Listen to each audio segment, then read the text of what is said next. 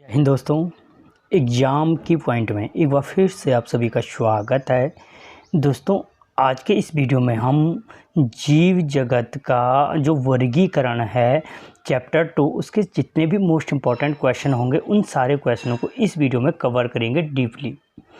तो देखते हैं आज का जो पहला क्वेश्चन है, लिनियस की वर्गीकरण पद्धति ने जगत को डॉट डॉट वर्गों में विभाजित किया। दोस्तों, जो कैरोलस लिनियस थे, ठीक है, अगर पूछा जाए कैरोलस लिनियस कहाँ के वैज्ञानिक थे तो एक स्वीडन वैज्ञानिक थे। कहाँ के थे? स्वीडन के वैज्ञानिक थे कैरोलस लिनियस। और इन्होंने जो क्या किया था, दो जगत वर्गीकरण में विभाजित किया था। कितने में? 2 जगत वर्गीकरण में विभाजित किया था। और सिंपल तरीके से किस में दिया था तो स्पीसीज प्लांटेरम में दिया था। किस में दिया था? स्पीसीज प्लांटेरम में इस वर्गीकरण को किया था। जो 3 जगत वर्गीकरण दिया था वो कॉपलैंड ने दिया था। 4 जगत वर्गीकरण दिया, हैकल ने दिया था 3 जगत। जो 4 जगत वर्गीकरण दिया था वो कॉपलैंड ने दिया था। और 5 जगत वर्गीकरण दिया जो RH व्हिटेकर ने दिया था। ये सिंपल चीज़ें यहाँ पे देख लो। अगला क्वेश्चन, व्हिटेकर ने 5 जगत वर्गीकरण में किन लक्षणों को शामिल किया? दोस्तों, मैंने अभी कहा कि जो 5 जगत वर्गीकरण था, मोनेरा, प्रोटिस्टा, फंजाई, प्लांटी और एनिमलिया, इन 5 जगत वर्गीकरण में जो RH व्हिटेकर था उसने किन लक्षणों को शामिल किया था? तो याद रखना, कोशिकीय संरचना और थैलस का संगठन। क्या पहला लक्षण जो उन्होंने किया था कि कोशिका की जो संरचना है वो किस प्रकार की है और इसका थैलस कैसा है, भोजन करने का तरीका एवं प्रजनन, सेक्सुअल रिप्रोडक्शन, असेक्सुअल रिप्रोडक्शन, ठीक है, भोजन, प्रकाश संश्लेषण या अवशोषण, जातीय वृत्तीय संबंध, इसको क्या किया था?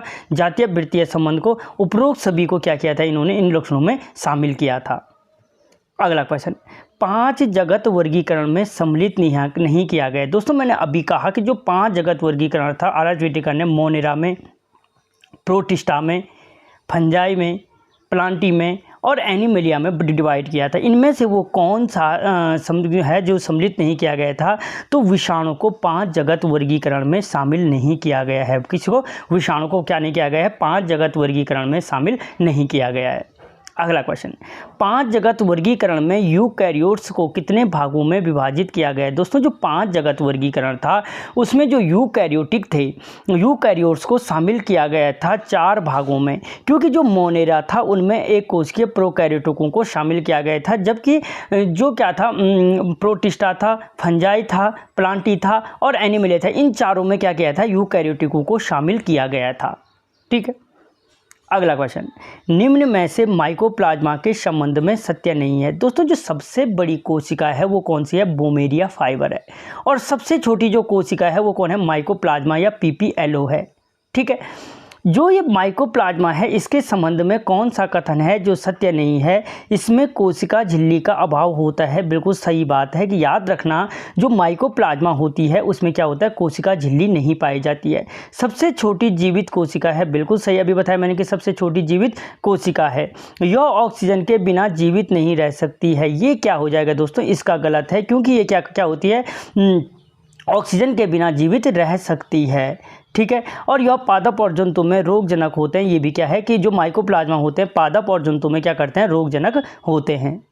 अगला क्वेश्चन, जीवाणु में प्रजनन की सबसे सामान्य विधि है। दोस्तों, जो जीवाणु है, मैंने यहाँ पे जब बैक्टीरिया पढ़ाया था आप लोगों को, बैक्टीरिया का पूरा टॉपिक क्लियर किया है। अगर आपने नहीं देखा तो इस वीडियो के डिस्क्रिप्शन में आपको लिंक मिलेगा, वहाँ पे जाकर के जीवाणु चैप्टर देख लो। तो जो जीवाणु में प्रजनन की जो सबसे सामान्य विधि है वो विधि है द्विखंडन। कौन सी विधि है? द्विखंडन। जबकि जो करते हैं जीवाणु जो हैं द्विखंडन, बहुविखंडन, दोनों विधियों से क्या करते हैं? प्रजनन की क्रिया को करते हैं। लेकिन जो सबसे सामान्य है द्विखंडन विधि है, जहाँ पे एक जीवाणु 2 भागों में डिवाइड हो जाता है।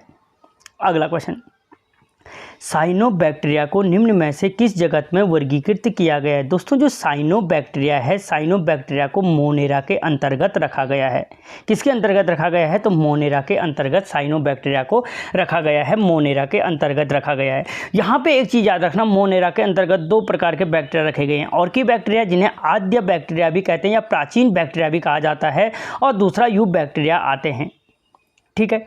अगला क्वेश्चन, साइनोबैक्टीरिया के प्रकाश संश्लेषण घटकों में शामिल है। दोस्तों जो साइनोबैक्टीरिया होता है उसमें प्रकाश संश्लेषण घटकों में कौन सा शामिल है?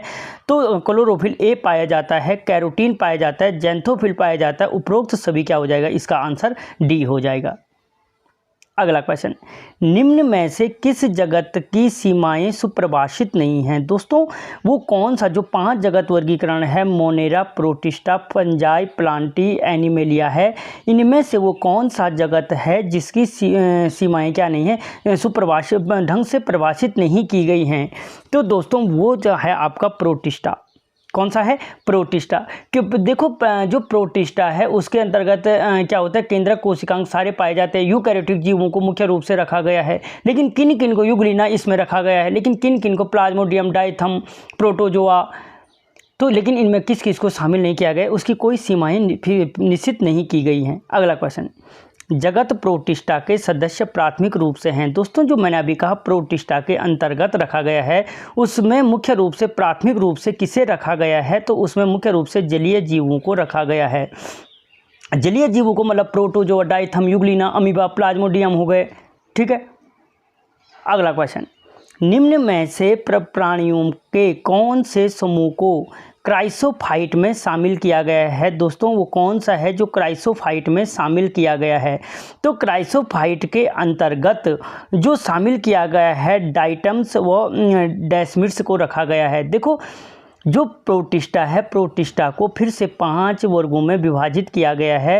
पहला रखा गया है क्राइसोफाइट। क्राइसोफाइट के अंतर्गत डाई एटम और सुनहरे शैवाल आते हैं जो स्वच्छ जल और समुद्र में पाए। डाई फ्लैजिलेट पाए जाते हैं जो समुद्री प्रकाश संश्लेषी भी कहलाते हैं। युग्लिनॉइड होते हैं जिसमें युग्लिना आता है। अपवंग कवक आते हैं जिसके अंतर्गत मृतपोषी प्रोटिस्टा, पूछा जा सकता है मृतपोषी प्रोटिस्टा किस में रखा गया, और 5वें में प्रोटोजोआ के अंतर्गत रखा गया है। अगला क्वेश्चन, क्राइसोफाइट्स होते हैं। दोस्तों जो क्राइसोफाइट्स होते हैं, अभी बोला मैंने कि जो क्राइसोफाइट्स होते हैं पल्लवक होते हैं, कि ये डाई एटम और सुनहरे शैवाल पल्लवक टाइप के होते हैं जो स्वच्छ जल और समुद्र में पाए जाते हैं, जिन्हें प्लैंक्टन्स भी कहा जाता है। प्लैंक्टन्स बोलो या पल्लवक बोलो। डाइनोफ्लेगलेट्स या फ्लेजलेट्स बोलो या फ्लेगलेट्स बोलो प्राय होते हैं। जो डाइनोफ्लेगलेट्स होते हैं वो क्या होते हैं? तो वो समुद्री प्रकाश संश्लेषी होते हैं। अभी मैंने कहा था प्रोटिस्टा को 5 भागों में बांटा गया है। ये समुद्री प्रकाश संश्लेषी होते हैं और इनमें 2 कसाब होते हैं। क्या होते हैं? 2 कसाब होते हैं। किसमें? डाइनोफ्लेजलेट में। और गोनिया लैक्स वो क्या है? डाइनोफ्लेजलेट्स है जिसमें विस्फोट से समुद्र का रंग लाल हो जाता है। पूछा जा सकता है कि किस प्रोटिस्टा में विस्फोट से समुद्र का रंग लाल हो जाता है? तो गोनिया लैक्स है। उसका नाम क्या है? गोनिया लैक्स। अगला क्वेश्चन, गर्म तटीय जल में लाल तरंगें किसकी प्रचुरता के कारण विकसित होती हैं? दोस्तों जो गर्म तटीय जल है उसमें अभी बोला मैंने जो लाल तरंगें प्रचुरता के साथ विकसित होती हैं डाइनोफ्लेगलेट्स के कारण होती हैं। डाइनोफ्लेगलेट्स के कारण होती है और मुख्य रूप से गोनिया लैक्स में जब विस्फोट होता है तो गोनिया लैक्स में विस्फोट से क्या होता है? इसका रंग, समुद्र का रंग लाल हो जाता है। अगला क्वेश्चन, निंद्रा काला अजार रोग कारक किस प्रोटोजोन्स प्रोटिस्टा के समूह से संबंधित है? दोस्तों जो निंद्रा रोग है, क्या बोला मैंने? जो निंद्रा रोग है और कालाजार, दोस्तों ये किस प्रोटोजोन प्रोटिस्टा से संबंधित है? तो ये किससे संबंधित है? फ्लैजिला युक्त प्रोटोजोआ से संबंधित है। और अगर आप तैयारी कर रहे हैं तो निंद्रा रोग जो सीसी मक्खी जिसका वाहक होती है, किसके कारण होता है निंद्रा रोग? ठीक है, ये कमेंट बॉक्स में मुझे बताना। अगला क्वेश्चन, फंजाई सभी प्रकार के स्पोर्स द्वारा अलैंगिक प्रजनन प्रदर्शित करता है सिवाय। दोस्तों जो कवक होते हैं सभी प्रकार के स्पोर द्वारा अलैंगिक प्रजनन को प्रस्तुत करता है, लेकिन किसके द्वारा निम्न में से नहीं करता है उसका नाम बताना है। तो वो क्या है? जूस्पोर। ठीक है, जबकि कॉनिडिया, ऊस्पोर्स, बेसिडियोस्पोर्स, इन तीनों के द्वारा ये क्या करता है? असेक्सुअल रिप्रोडक्शन को प्रदर्शित करता है। अगला क्वेश्चन, यूकैरियोटिक क्लोरोफिल्स एवं विषमपोषी जीवों को निम्न में से किस जगत के अंतर्गत रखा गया है? दोस्तों यूकैरियोटिक क्लोरोफिल्स और विषमपोषी जीवों को जो रखा गया है फंजाई के अंतर्गत रखा गया है। अगला क्वेश्चन, माइसीलियम में क्रॉस वॉल्स का अभाव रखने वाले फंजाई किस वर्ग में आते हैं? दोस्तों इससे पहले मैं फंजाई को ऑलरेडी फंगस जो कवक वाला टॉपिक है उसको डीपली बता चुका हूं। तो जो माइसीलियम होता क्या है कि कवकों द्वारा जो निर्मित जाल होता है वो माइसीलियम कहलाता है, ठीक है, और जिससे मिलकर बनते हैं ये हाइपी कहलाते हैं। तो जो माइसीलियम में क्रॉस वॉल्स का अभाव रखने वाले फंजाई जो होते हैं वो किस वर्ग में रखे गए हैं? तो फाइकोमाइसिटीज में रखे गए हैं। देखो 4 वर्गों में बांटा गया कवकों को, फाइकोमाइसिटीज, एस्कोमाइसिटीज, बेसिडियोमाइसिटीज और ड्यूटेरोमाइसिटीज। ड्यूटेरोमाइसिटीज क्या है? कवकों की एक क्या है? अपूर्ण अवस्था है जिनका संपूर्ण अध्ययन नहीं किया गया है। अगला क्वेश्चन, बंद एक्सोकॉर्प के लिए प्रयुक्त शब्द है। दोस्तों जो बंद एक्सोकॉर्प है, बंद एक्सोकॉर्प के लिए प्रयुक्त शब्द क्या है? क्लेस्टोथीसियम है। क्या है? ऑप्शन डी, बंद एक्सोकॉर्प जिसमें होगा तो उस अवस्था को कहते हैं क्लेस्टोथीसियम कहा जाता है। अगला क्वेश्चन, मूल स्पेसिमेन कहलाता है। दोस्तों जो मूल स्पेसिमेन होता है, मूल स्पेसिमेन को क्या कहते हैं? होलोटाइप कहा जाता है, मूल स्पेसिमेन, ठीक है। अब जो मूल स्पेसिमेन होलोटाइप कहते हैं, इस होलोटाइप के स्थान पर या इस होलोटाइप के किसी भाग से बनाए गए जो नया स्पेसिमेन होता है या प्रतिदर्श होता है वो कहलाता है आइसोटाइप, ठीक है। मूल स्पेसिमेन होलोटाइप, इसके किसी भाग से बना हुआ स्पेसिमेन कहलाता है आइसोटाइप कहलाता है। होलोटाइप के अतिरिक्त यानी किसी अन्य से तैयार किया गया स्पेसिमेन कहलाता है पैराटाइप, और मूल स्पेसिमेन के स्थान पर किसी दूसरे स्पेसिमेन का प्रयोग करना सिनटाइप कहलाता है। ये 4 चीज़ें याद रखना, होलोटाइप, आइसोटाइप, पैराटाइप और सिनटाइप। अगला क्वेश्चन, स्पीसीज शब्द का प्रयोग किसने किया था? दोस्तों जो स्पीसीज शब्द का प्रयोग किया था वो जॉन रे ने किया था। और अगर पूछा कि स्पीसीज शब्द की परिभाषा किसने दी थी या परिभाषित किसने किया था स्पीसीज को, तो वो मेयर ने दी थी। स्पीसीज शब्द जॉन रे ने और परिभाषा मेयर ने दी थी। अगला क्वेश्चन, वर्गीकरण के कुल पदों की संख्या है। दोस्तों जो वर्गीकरण में कुल 8 पद हैं, जाति, वंश, कुल, गण, श्रीज, वर्ग, विभाग और जगत, ठीक है। जाति, वंश, कुल, गण, श्रीज, वर्ग, विभाग, जगत। जाति क्या है? इसकी सबसे छोटी इकाई है। अगला क्वेश्चन, जीवों के आकार पर आधारित नामकरण कहलाता है। दोस्तों जीवों के जो आकार पर आधारित होता है तो वो मार्फोटैक्सोनॉमी कहलाता है। देखो मार्फोलॉजी क्या होता है? बाहरी भागों का अध्ययन कहलाता है, और आकार पर आधारित जो टैक्सोनॉमी होती है वो मार्फोटैक्सोनॉमी कहलाती है। जो जीवों की कोशिका की संरचना और अर्धसूत्री विभाजन पर आधारित वर्गीकरण होता है वो साइटोटैक्सोनॉमी कहलाता है। किस पर? कोशिकाओं की संख्या के आधार पर। कीमोटैक्सोनॉमी होता है, जो कीमोटैक्सोनॉमी कहलाता है वो प्रोटीन और सीरम के संश्लेषण के आधार पर जो वर्गीकरण किया जाता है, ठीक है। और न्यूमेरिकल टैक्सोनॉमी कहलाता है, जो न्यूमेरिकल टैक्सोनॉमी होती है समानता और असमानता के आधार पर जो वर्गीकरण किया जाता है वो न्यूमेरिकल टैक्सोनॉमी कहलाता है। ये 4 प्रकार याद रखना, मार्फोटैक्सोनॉमी, मार्फो हो गया क्या? जीवों के आकार पर, साइटोटैक्सोनॉमी कोशिकाओं की संख्या के आधार पर, कीमोटैक्सोनॉमी प्रोटीन और सीरम के आधार पर, और न्यूमेरिकल टैक्सोनॉमी होती है समानता और असमानता के आधार पर जो वर्गीकरण किया जाता है न्यूमेरिकल टैक्सोनॉमी के नाम से जाना जाता है।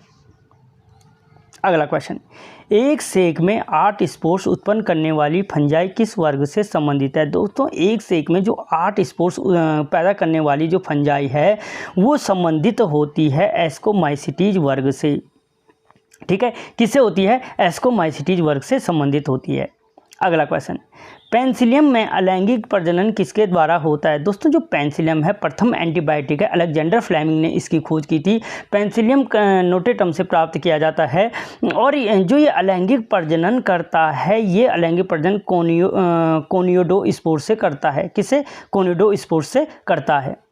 अगला क्वेश्चन, फंजाई की कोशिका का मुख्य घटक है। दोस्तों जो फंजाई की कोशिका का जो मुख्य घटक होता है वो काइटिन होता है। इनकी जो कोशिका भित्ति होती है किसकी बनी होती है?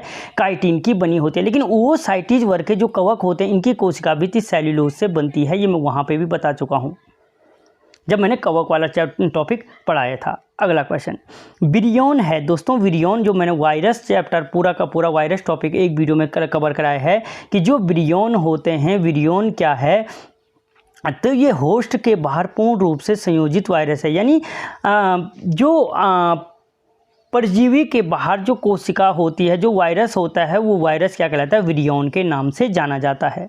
अगला क्वेश्चन, वायरस को सर्वप्रथम क्रिस्टलीकृत व विलगित किसने किया था? दोस्तों जो वायरस को का क्रिस्टल के रूप में जो प्राप्त किया था, क्रिस्टल के रूप में वो प्राप्त किया था स्टेनले ने। किसने किया था? स्टेनले ने किया था। और खोज किसने की थी? तो खोज इवानोव्स्की ने की थी।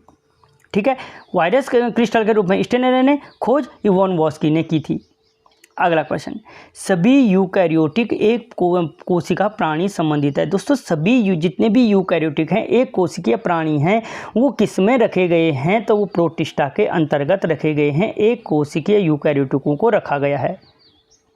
अगला क्वेश्चन, लवणीय क्षेत्र में पाए जाने वाले जीव कहलाते हैं। दोस्तों जो लवणीय क्षेत्र में पाए जाने वाले जीव होते हैं वो हैलोफाइल्स कहलाते हैं। जो आंत बैक्टीरिया में मैथनोजन या क्या होते हैं, गोबर प्लांट में पाए जाते हैं, वो मैथनोजेंस होते हैं। गर्म स्थानों पर थर्मोसेटोफाइट्स होते हैं। अगला क्वेश्चन, कवकों की लैंगिक चक्र के संबंध में घटनाओं का सही क्रम का चुनाव कीजिए। दोस्तों जो कवकों की जो सेक्सुअल चक्र साइकिल होती है उसमें संबंध में घटनाओं का जो सही विवरण कीजिए। यानी पहले प्लाज्मोगैमी होता है, फिर कैरियोगैमी होता है, फिर मियोसिस की क्रिया होती है। अर्धसूत्री विभाजन को भी हम इससे पहले देख चुके हैं। तो प्लाज्मोगैमी, कैरियोगैमी और मियोसिस 3 स्टेप होते हैं। यानी प्लाज्मोगैमी, प्लाज्मा का विखंडन, कैरियोगैमी जो केंद्रीय पदार्थ है, क्रोमेटिड्स हैं, उसका विखंडन, और उसके बाद मियोसिस की क्रिया होती है। अगला क्वेश्चन, कौन सा अवयव बैक्टीरिया कोशिका को चिपकने की विशिष्टता प्रदान करता है? दोस्तों जो बैक्टीरिया कोशिका होती है वो चिपकती किसकी सहायता से है? तो वो ग्लाइकोकैलिक्स के सहायता से चिपकती है। किसकी? ग्लाइकोकैलिक्स की सहायता से चिपकती है। अगला क्वेश्चन, निम्नलिखित में से किसके केंद्रक संलयन तथा अर्धसूत्री विभाजन के पश्चात बीजाणु बहिर्जात रूप में उत्पन्न होते हैं?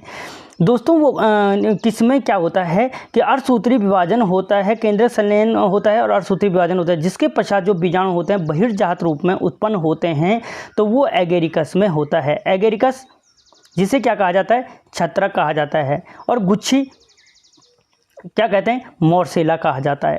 ये क्या है? खाए जाने योग्य कवक हैं। एगेरिकस, गुच्छी, लाइकोप्रोडोन, ट्यूबर मेलेनोस्पर्म और एक नाम और याद नहीं आ रहा अभी। ठीक है, अगला क्वेश्चन, निम्न में से किसमें प्रकाश संश्लेषण में ऑक्सीजन नहीं निकलती है? दोस्तों जो प्रकाश संश्लेषण में ऑक्सीजन नहीं निकलती है वो किसमें? ग्रीन सल्फर बैक्टीरिया में नहीं निकलती है। किसमें? ग्रीन सल्फर जो बैक्टीरिया है उसमें प्रकाश संश्लेषण तो होता है लेकिन ऑक्सीजन मुक्त नहीं होती है। अगला क्वेश्चन, निम्न में से कौन चरम लवणीय दशाओं में पाए जाते हैं? दोस्तों जो लवणीय दशाओं में पाए जाते हैं वो आद्य बैक्टीरिया भी कहा जाता है। जब मैंने कहा था ऑर्की बैक्टीरिया और यू बैक्टीरिया कहा था, जिन्हें प्राचीन बैक्टीरिया या आद्य बैक्टीरिया के नाम से या आद्य प्रोकैरियोटिक के नाम से भी जाना जाता है। अगला क्वेश्चन, वीरोइड विषाणु से भिन्न है। दोस्तों जो वीरोइड्स होते हैं वो विषाणु से भिन्न होते हैं। क्यों होते हैं? ये वायरस वाले में बताया था, क्योंकि यहाँ पे होता क्या है, बिना प्रोटीन आवरण के आरएनए अणु होते हैं।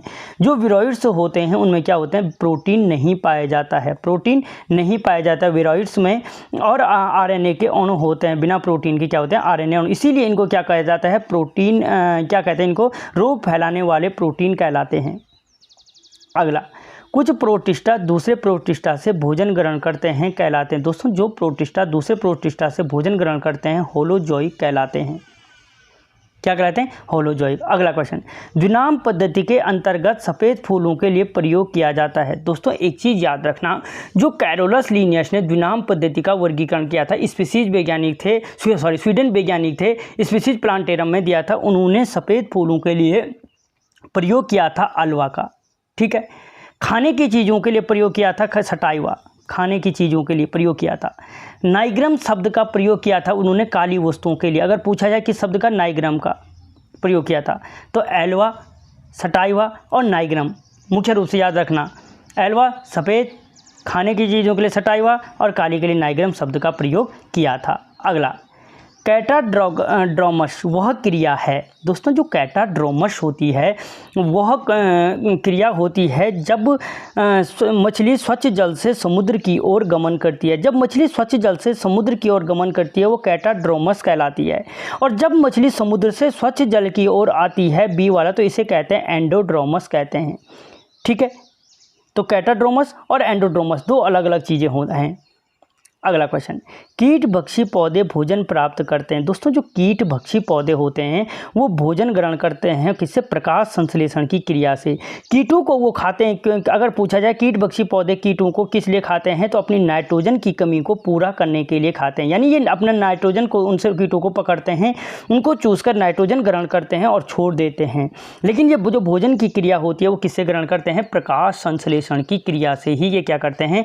भोजन को ग्रहण करते हैं, प्रकाश संश्लेषण की क्रिया को से करते हैं। मुख्य कीटभक्षी पौधे कौन है? ड्रोसेरा है, नेफंतीज है, यूट्रिकुलेरिया है, ठीक है। और ये कहाँ पे पाए जाते हैं? अगर पूछा जाए कीटभक्षी पौधे पाए जाते हैं तो नाइट्रोजन की कमी वाले स्थानों पर पाए जाते हैं। तो दोस्तों ये दूसरा चैप्टर हमने कवर किया। आपको क्वेश्चन कैसे लगे मुझे कमेंट बॉक्स में ज़रूर बताएं।